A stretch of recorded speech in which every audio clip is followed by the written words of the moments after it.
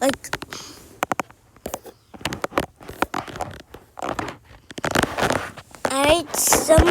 I helped you to make some of these videos.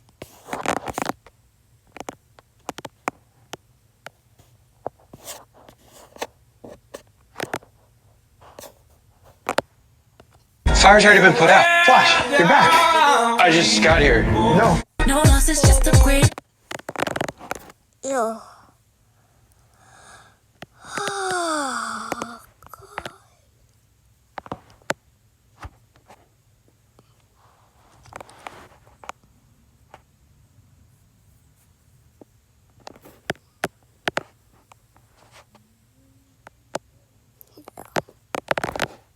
With Geico, we can easily bundle home and car insurance and save even more. Yeah, try that breakfast burrito. There isn't too much hot sauce, is there? I have a... This is my harvester ant colony. Despite starting from a tiny little tube, over the past 30 days, the colony has expanded to an entirely new level. Over the month, I've documented their lifestyle, including them hunting, building shelter, eating, and more.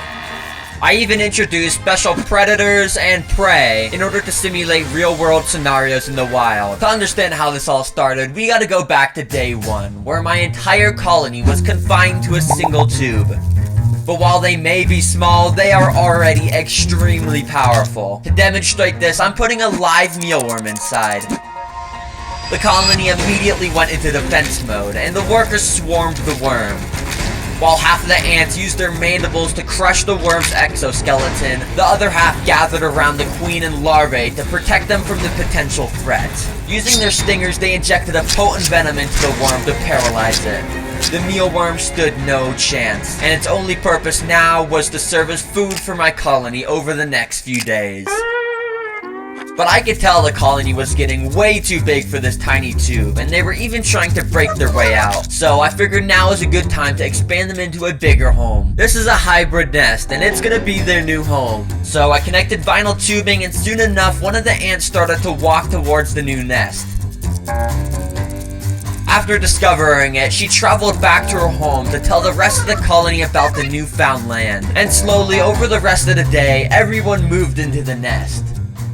I let the colony get used to their new home for a few days, but by day 6, I was bored of just looking at the ants in a plastic nest. So I wanted to build their first real-world habitat with live prey and predators. A desert. For the build, I built up the substrate starting with a drainage layer, and then I added in a mix of sand and coconut fiber for the floor. I finally added in rocks, wood, and cacti to make it, you know, a desert.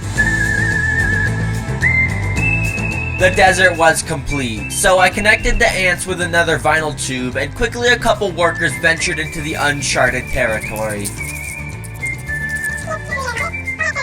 In order to give a reason for the colony to explore further into this desert, I sprinkled some of their favorite food around the habitat, dandelion seeds. And let's just say those seeds made the ants start swarming into the desert, and everyone was doing their part to take food back to the queen.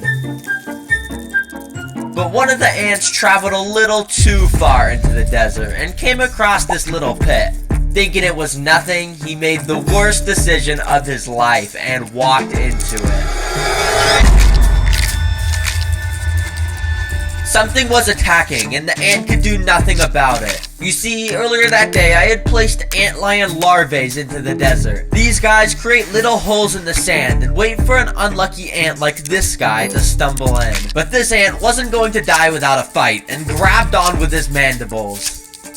The antlion was actually losing and didn't even have a grip on the ant. But the antlion was smarter and used his ability to burrow and pulled the ant under the sand, never to be seen again.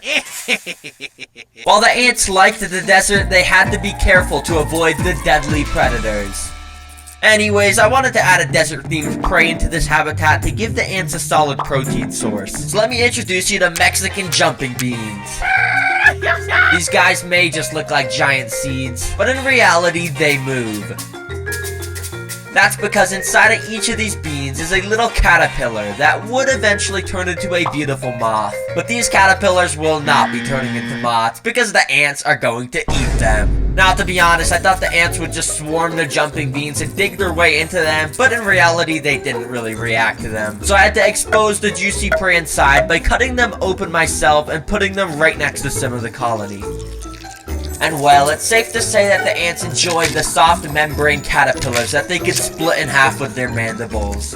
Okay, that's actually pretty brutal if I'm being honest. The colony slowly started to build up their food supply at their home base with seeds and the caterpillars. And of course, the excess food led the queen to start laying more and more eggs. And after only a few days, the colony's population was getting ready to boom. So to prepare for all the new ants, I'm gonna build another entire habitat for the ants to explore with all new predators and prey. So in this weirdly shaped terrarium, I'm building a rainforest. Honestly, it's a little complicated on how I built it, so I'm just gonna show you these sped up clips, and there we go. I'm gonna first fill up this rainforest with some Kentucky bluegrass seeds, and then I've also got some flightless fruit flies for the ants to get even more food.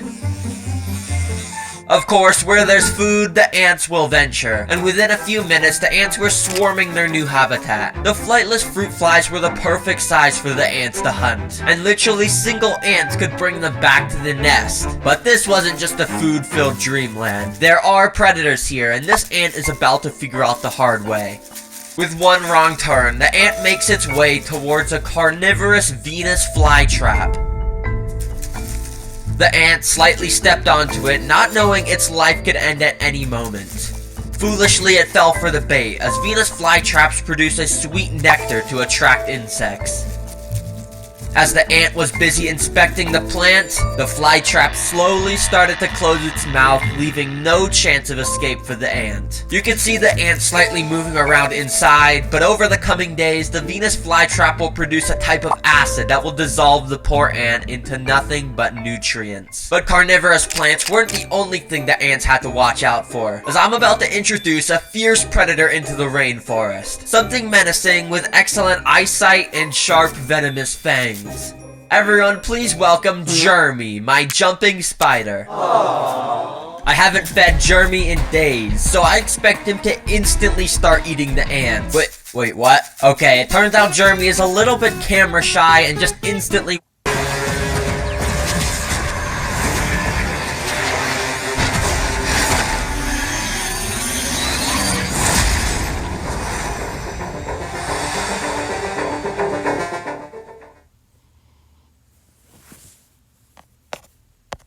went to hide in some plants. I tried to push him out so I could film him eating some of the ants, but he just went and hid at another place where I couldn't even see him. Well, Jeremy is in this rainforest, and when he does decide to come out, these ants better be careful. Yeah. It was now day 23, and today I wanted to simulate some natural disasters across not only the rainforest, but also the desert to see how the ants will react. Of course, over in the desert, I'm going to create a sandstorm. So I brought over my hairdryer and turned it on. The sand started to fly everywhere, and the ants that were out exploring had to try their best to cling onto the grains of sand that they could. But over in the rainforest, fog had started to roll in, and a thunderstorm appeared out of nowhere.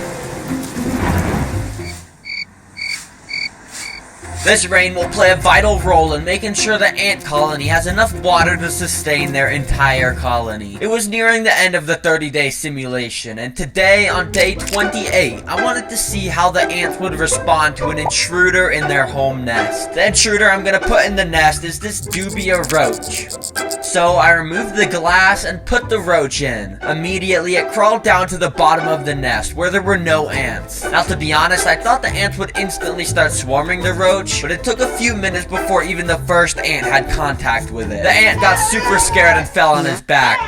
but the roach was just as scared, and it ran all the way to the exit of the nest. He then crawled out into the desert outworld, never to be seen again. Thankfully, the queen was left unharmed, and the colony got to live another day. Over the past 30 days, the ants went from a tiny tube to a thriving nest with multiple ecosystems. Although some of the ants were lost to predators, the survivors were able to prosper until day 30. By the way, this is only my 5th ever video, so if you enjoyed it, please subscribe as it means a lot to new creators like me. I'll be making more videos on these ants in the future, so comment a name for the colony.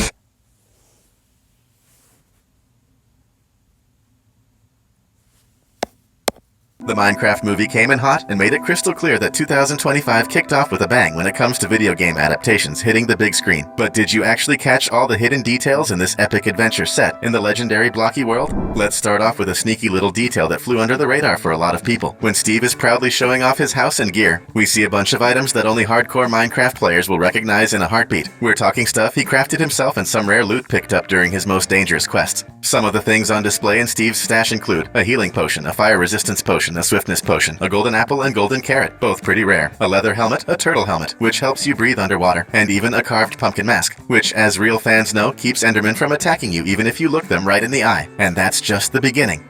Today we're breaking down 19 more hidden details and Easter eggs that most fans totally missed in the Minecraft movie. So buckle up, because your screen's about to get hit with a full-on Easter egg explosion. Still on Steve? When we get a peek inside his chest, one of the most legendary and ultra-rare items from the game is right there, the Totem of Undying. If you're not familiar with it, here's the deal. This item literally saves you from death, as long as you're holding it when you take a fatal hit. What's awesome is that in the game, this totem only drops when you defeat an evoker, a dangerous mob that spawns inside woodland mansions. In the movie, Henry takes down an Enderman, but if he'd faced off with an evoker instead, he might have walked away with the totem instead of an Ender Pearl. So here's the real question. Has Steve actually used the totem before to cheat death? That mystery's still hanging. Now here's a fun one. In one of the most colorful scenes, the main characters drop by a bustling village full of villagers. So far, so good. Each villager has their usual job and matching look, but if you look closely, you'll spot something weird, a snowy biome villager smack in the middle of the village, even though the setting isn't snowy at all. In the actual game, villagers usually don't leave their home villages, but maybe the movie's suggesting that, in this universe, they do travel.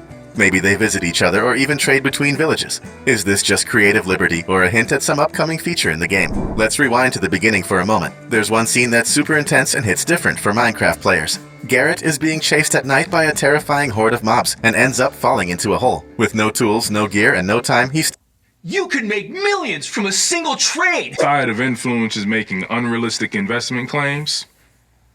Let's skip this one. Starts digging his way out with his bare hands. Exactly what every new player does in panic mode. But here's the sneaky detail. Just above him, we get a glimpse of some diamond ore blocks. Anyone who's played the game knows how valuable diamonds are, and that they only show up deep down in caves. If Garrett had managed to climb up and reach them, he would have hit the jackpot. Too bad he didn't have an iron pickaxe yet. So even if he got there, no mining for him. Time for some high-flying action. There's a wild sequence where Henry, Steve, and Garrett have to escape from ghasts, and they do it using elytras, the iconic glider wings from the game. What makes the scene even cooler is that Henry uses a firework rocket to boost his speed mid-air. This comes straight out of the gameplay mechanics. Elytras don't make you fly like Superman. They let you glide, but you'll slowly lose altitude. Now if you use fireworks while gliding, that's when you can take off and really soar. It's one of the most fun ways to travel in Minecraft, and the movie absolutely nailed the vibe. At the climax of the movie, Steve faces off against Malgosha, the big villain. And things take a totally crazy turn when he starts throwing eggs at her. And believe it or not, some of the eggs actually hatch into chickens. This is a real mechanic in the game. Every time you throw an egg, there's a small chance it'll spawn a baby chicken out of nowhere. It might not be the most efficient attack strategy, but it can definitely help push mobs around or distract them for a moment. Once again, the movie took a funny little detail from the game and turned it into an epic moment in the story. And to keep our list going with a redstone twist, there's a scene that might seem simple, but it's actually packed with a cool reference. At the end of the movie, when the characters return to the real world, they create a game called Block City Battle Boss, which blends block-style visuals with full-on brawling. This fictional game might be a direct nod to Block City Wars, a mobile game that has blocky graphics and gameplay similar to GTA, clearly inspired by Minecraft's aesthetic. Coincidence? Highly doubtful. Looks more like one of those cheeky winks meant for sharp-eyed fans to catch right away. So tell us, whether you've been a Minecraft fan for years or just joined the crew after watching the movie.